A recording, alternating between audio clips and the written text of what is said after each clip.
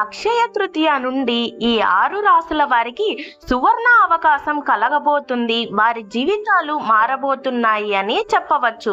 మరి ఆ 6 రాసులు ఏంటి? అక్షయ తృతీయ నుంచి ఏ రాసుల వారికి ఎలా కలిసి వస్తుందో ఇప్పుడు మనం తెలుసుకుందాం. ఈ ఏడాది అక్షయ తృతీయ రోజున శుక్రగ్రహం వృషభ రాశిలో ప్రవేశిస్తుంది.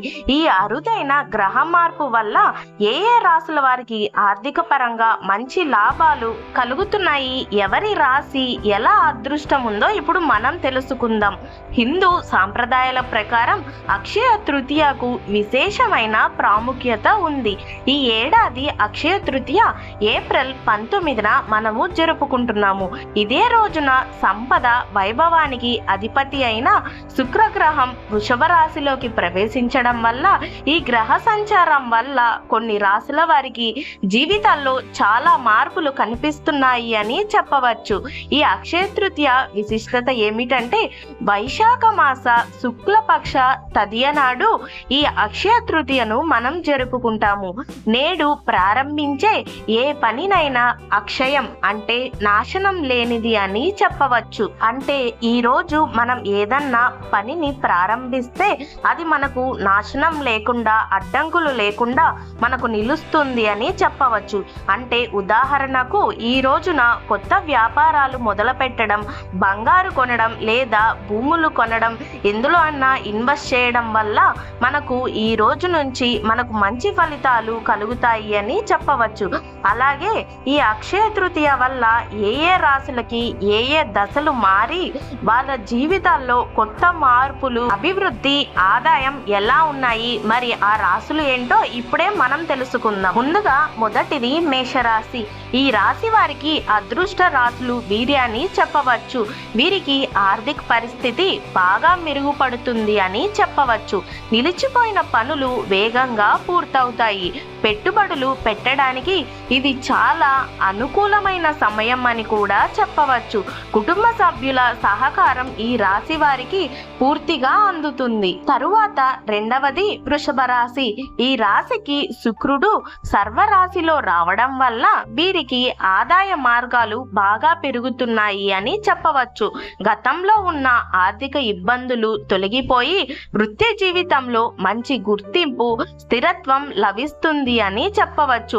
వీరి జీవితంలో సౌకర్యాలు, మర్యాదలు, ఆదాయాలు బాగా పెరుగుతాయి అని కూడా చెప్పవచ్చు. తరువాత మూడవది కన్య రాశి. ఈ రాశి వారికి కొత్త ఆదాయ మార్గాలు తరచూ పుంజుకుంటూ ఉంటాయి.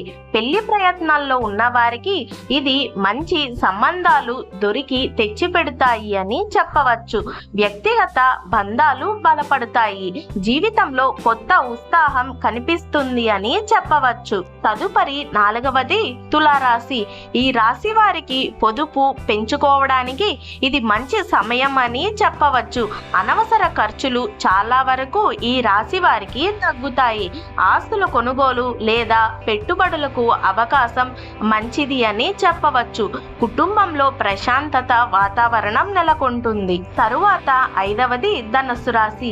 ఈ రాశి వారికి వృత్తి వ్యాపారాల్లో విశేషమైన పురోగతి కనిపిస్తుంది. మీ కష్టానికి తగ్గ ఫలితం మంచిగా అందుతుంది అని చెప్పవచ్చు. వీరికి ఆత్మవిశ్వాసం పెరగడమే కాకుండా వీరు తీసుకున్న నిర్ణయాలకు ఇతరుల నుంచి ప్రశంసలు అందుకొని గొప్ప స్థాయికి ఎదుగుతారు అని కూడా చెప్పవచ్చు. తరువాత చివరిగా కుంభరాశి. ఈ రాశి వారికి ఆదాయ మార్గాలు బాగా బలపడుతున్నాయి అని చెప్పవచ్చు. గతం కంటే ఇప్పటికీ ఈ రాశి వారికి మంచి అనుకూలంగా ఉంది. వీరికి ఉద్యోగంలో, వ్యాపారాల్లో మంచి పెట్టుబడులు పెట్టి ఆదాయం రెండింతలుగా కనిపిస్తుంది అని చెప్పవచ్చు. స్వస్తి. ఇక్కడితో అక్షయ తృతీయ వల్ల ఏ రాశులకి ఆదాయాలు ఎలా ఉన్నాయి ఏంటి ఇప్పుడు మనం తెలుసుకున్నాం కదా. మరి మీ రాశి ఇందులో ఉందా లేదా ఇప్పుడే కామెంట్ చేయండి. ఈ అక్షయ తృతీయకు మీరు ఎలా ఆదాయాన్ని పెంచుకోబోతున్నారో తప్పకుండా అయితే కామెంట్ చేయండి. మరి ఇలాంటి ఇంట్రెస్టింగ్ వీడియోల కోసం, ఇన్ఫర్మేటివ్ వీడియోల కోసం ఇప్పుడే నా ఛానల్ ని సబ్స్క్రైబ్ చేసుకొని వాచ్ చేస్తూ ఉండండి. Thank you for watching Teju epic book. Please subscribe.